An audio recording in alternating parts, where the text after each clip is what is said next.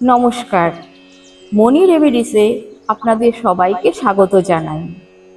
জয় মা, জয় ঠাকুর। স্বামী বিবেকানন্দ মাকে বলেছিলেন জীবন্ত দুর্গা। লক্ষ লক্ষ মানুষ তাকে আজও মা বলে ডাকে। কিন্তু জানেন কি, এই বিশ্বজননী একদিন ছিলেন বাংলার একটি ছোট্ট গ্রামের এক সাধারণ মেয়ে।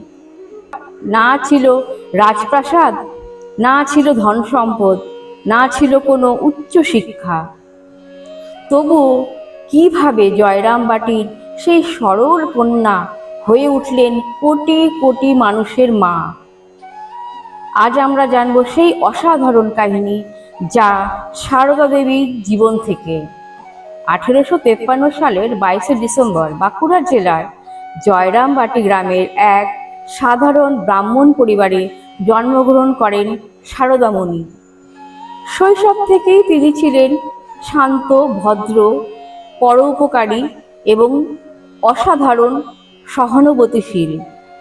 গ্রামের অন্য বাচ্চারা যখন খেলাধুলায় ব্যস্ত থাকত, তখন ছোট্ট সারদা বাড়ির কাজ করতেন, অসুস্থ মানুষের সেবা করতেন, এমনকি অভাবী মানুষদের সাহায্য করতেও এগিয়ে যেতেন। মনে হতো যেন মাতৃত্ব তার জন্মগত স্বভাব। খুব অল্প বয়সেই তার বিয়ে হয় দক্ষিণেশ্বরের সেই আশ্চর্য সাধক শ্রীরামকৃষ্ণের সঙ্গে। কিন্তু এই বিবাহ ছিল একেবারেই অন্যরকম, যেখানে ছিল না সংসারের দাবি, ছিল না ভোগের আকাঙ্ক্ষা, ছিল শুধু আত্মার মিলন, ছিল ঈশ্বরের পথে একসঙ্গে চলার অঙ্গীকার। যখন মা সারদা দক্ষিণেশ্বরে এলেন, তখন তিনি দেখলেন তার স্বামী কেবল একজন মানুষ নন, তিনি ঈশ্বর প্রেমে নিমগ্ন এক মহা সাধক। কিন্তু আশ্চর্যের বিষয়, শ্রীরামকৃষ্ণদেব কখনো তাকে অবহেলা করেননি। বরং একদিন ফলহারিণী কালী পূজার রাতে তিনি মা সারদা দেবীকে দেবীর জ্ঞানে পূজা করলেন। সেদিন যেন মানব সমাজের কাছে এক নতুন বার্তা দেওয়া হলো। নারী কেবল সংসারের সদস্য নন, নারী শক্তি, নারী মাতৃত্ব, নারী দেবত্বের প্রতীক। কিন্তু মা সারদার প্রকৃত মহত্ব প্রকাশ পেল রামকৃষ্ণদেবের মহাসমাধির পর। একজন সাধারণ নারী হয়তো ভেঙে পড়তেন, কিন্তু তিনি ভাঙলেন না। তিনি হয়ে উঠলেন হাজার হাজার ভক্তের আশ্রয়স্থল। ধীরে ধীরে সবাই তাকে নিজের মা বলে অনুভব করতে শুরু করল। কেউ ধনী, কেউ গরিব, কেউ শিক্ষিত, কেউ অশিক্ষিত, কেউ বা হিন্দু, কেউ অন্য ধর্মের। মায়ের কাছে যেন কোনো ভেদাভেদ ছিল না। তিনি বলতেন, আমি সতেরো মা, অসতেরো মা। এই কথার অর্থ কি? খুব সহজ।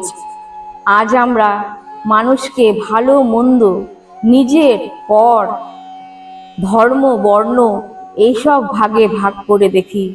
কিন্তু মা বলতেন, সত্যিকারের মাতৃত্ব কাউকে বাদ দেয় না। যেমন একজন মা তার দুষ্ট সন্তানকেও ভালোবাসেন, তেমনি ঈশ্বরের ভালোবাসাও সবার জন্য সমান। মা সারদার সবচেয়ে বিখ্যাত উপদেশগুলোর মধ্যে একটি হলো, যদি শান্তি চাও তবে কারো দোষ দেখো না, দোষ দেখবে শুধু নিজের। জগৎকে আপন করে নিতে শেখো, কেউ পর নয়। বন্ধুরা, একটু ভেবে দেখুন, আজ আমাদের অধিকাংশ অশান্তির কারণটা কি? আমরা সবসময় অন্যের ভুল খুঁজি। কে আমাকে কষ্ট দিল? কে আমার বিরুদ্ধে কথা বলল? কে আমাকে সম্মান দিল না? এইসব ভাবতেই আমাদের দিন কেটে যায়। মা বলছেন, অন্যের দোষ খুঁজতে খুঁজতে নিজের মনটাই অশান্ত হয়ে যায়।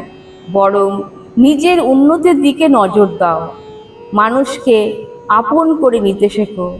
তখন মনও হালকা হবে, জীবনও সুন্দর হয়ে উঠবে। আরেকবার এক ভক্ত মাকে জিজ্ঞেস করেছিলেন, মা, আমরা এত সমস্যার মধ্যে থাকি, কিভাবে ঈশ্বরকে পাবো মা? মা উত্তর দিয়েছিলেন, যেমন ফুল নাড়তে নাড়তে গন্ধ বেরোয়, চন্দন ঘষতে ঘষতে সুবাস বেরোয়, তেমনি ঈশ্বরের কথা ভাবতে ভাবতে জ্ঞান জাগে।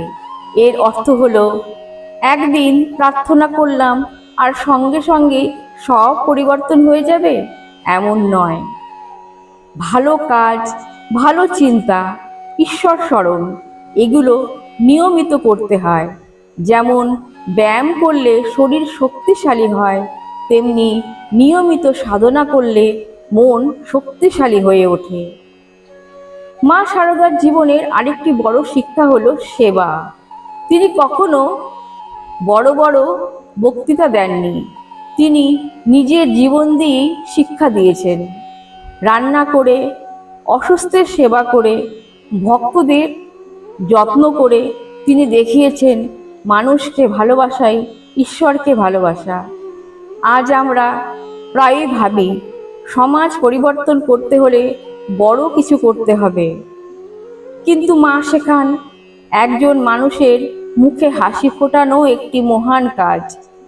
ভাবুন তো, জয়রামবাটির সেই সাধারণ গ্রামের মেয়ে, যার ছিল না কোনো রাজনৈতিক ক্ষমতা, ছিল না কোনো সম্পদ, ছিল না কোনো বাহ্যিক প্রভাব, তবুও আজ পৃথিবীর নানা প্রান্তের মানুষ তাকে মা বলে ডাকে, কারণ তিনি মানুষের হৃদয় জয় করেছিলেন ভালোবাসা দিয়ে।